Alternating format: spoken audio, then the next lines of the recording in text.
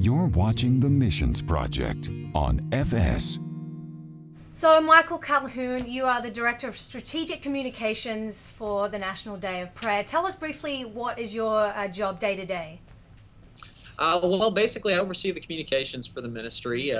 We have a big job calling America to prayer. So Yes. in order to do that, we have to bring a lot of things together. And that's really my purview, overseeing the marketing, the media, public relations, all the way down to some of the creative aspects of what we do. So. Awesome. Now, we are literally on the eve of the 59th annual National Day of Prayer, but there have been a few bumps along the road leading up to this year's event, and the main one being a federal judge, Barbara Crabb, wanting to rule the National Day of Prayer unconstitutional and saying it blurs the line between church and state. What are your thoughts on those accusations? Do they have a valid standing, or are they just outrageous? You know, they don't have a valid standing. It really is outrageous to think that any judge could rule that the National Day of Prayer is indeed unconstitutional. As a matter of fact, it's especially surprising, not only to us. I think our founding fathers would find it surprising. As a matter of fact, yes. It was the very signers of the Constitution who called for the very first National Day of Prayer. So to me, that right there tells you there's really no conflict with the Constitution. Right. So it's surprising, but it's something that's very real. And we need to, as Christians, we need to stand up and say enough is enough. I mean, this is something that we've seen too much of, where a small group in one place dictates to millions of Americans that they feel like there's no right to express your faith in such ways. And so this is something that goes back to our very founding. 1775 was actually the very first National Day of Prayer. So, this is a tradition that has been long cherished in the United States. 33 out of 44 presidents have called for national days of prayer. This isn't a new thing, and it's kind of arrogant to think that we, in this day and time, have a better understanding of the Constitution than the very men who signed it. Right. So it is something we all need to get involved. NationalDayOfPrayer.org. We have an online petition, so you can show your support for the National Day of Prayer. Then you can say, hey, enough's enough. We won't be the generation that lets this slip away. That's right. And I actually personally signed the petition, so everyone out there should definitely do that. So basically you're saying our forefathers would be turning in their graves. Now, you mentioned that we as Christians should stand up, but also the National Day of Prayer. I mean, technically, you don't even have to be a Christian to pray for the needs of our country and our troops out there, fighting these wars. We are basically we want to stand up for our leaders and for our country and fight for our rights, basically.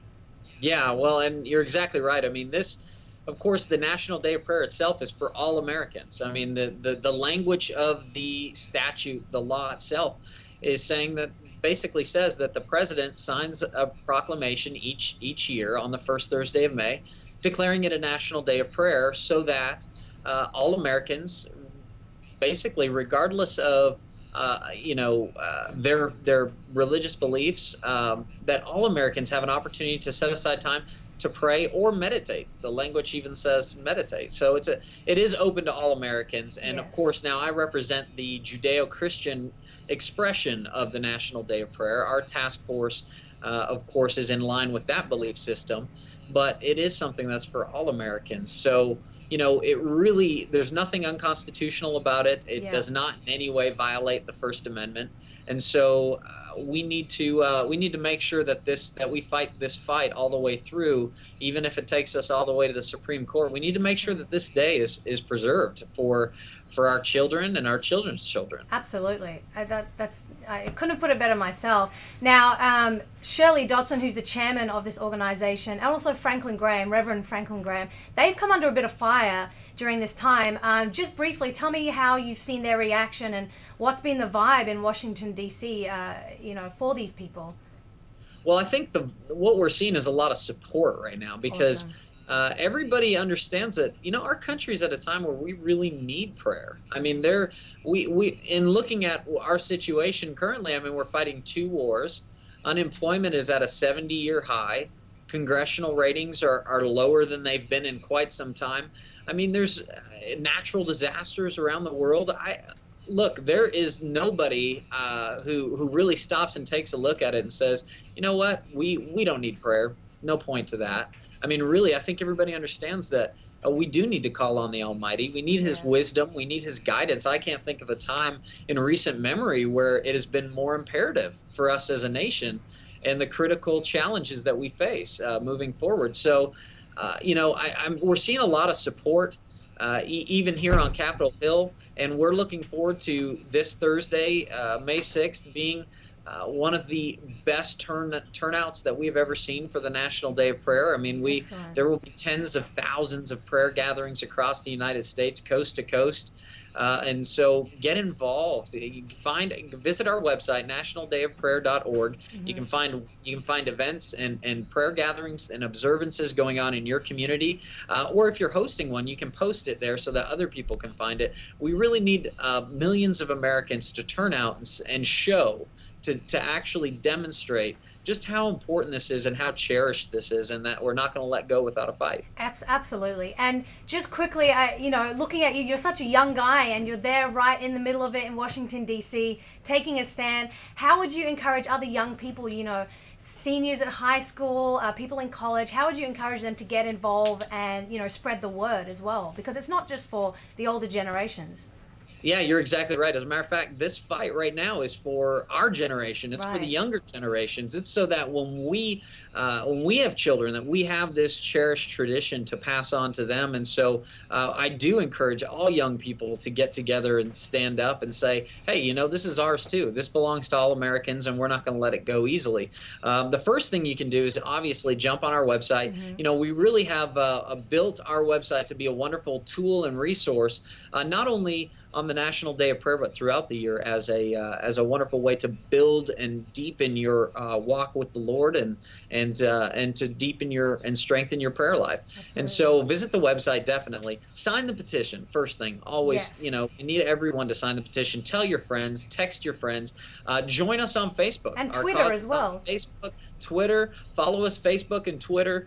Join the movement, and let's save the National Day of Prayer. Also, of course, get involved. Plan an event in your community. It's not too late. We got just a couple days left. Plan an event, a prayer gathering, whether it be at your school, your church, the courthouse, wherever it may be. Put something together. Get your friends together, and let's pray, because there's gatherings large and small, and they're all equally important. We just need to be praying for America and its leaders. Absolutely. And you know, our theme this year was for such a time as this. Yes. And you know what?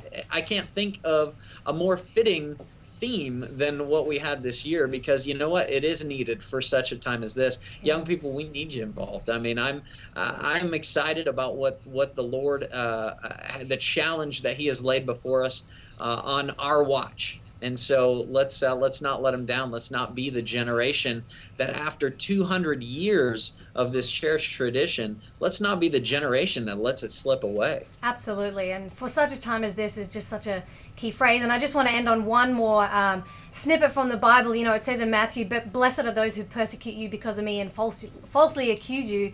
So there isn't a better time to take a stand for our faith and for our country, and to stand up and say that, hey, we have the right to pray for Haiti, pray for our wars, pray for our troops, pray for unemployment, like you said. So thank you so much, Michael Calhoun. I really appreciate your time, and we'll definitely be directing people to the website, to the Twitter, to the Facebook, and we'll be praying for you know, Capitol Hill on the day, May 6th, and you know, future years going forward for the National Day of Prayer. Yes. Well, definitely. Thank you so much for having me on. Thank you for what you guys do. And also, you know, let's all be praying for our nation, not just on the National Day of Prayer, but every throughout day. Let's remember our country every single day, and let's not go down without a fight. Absolutely. Thank you so much, Michael Calhoun. I know you're a busy guy, so we'll let you go back to everything that's happening in Washington, D.C., and we hope you have a great day. All right. God bless. God bless. Get involved. Log on to nationaldayofprayer.org. nationaldayofprayer.org.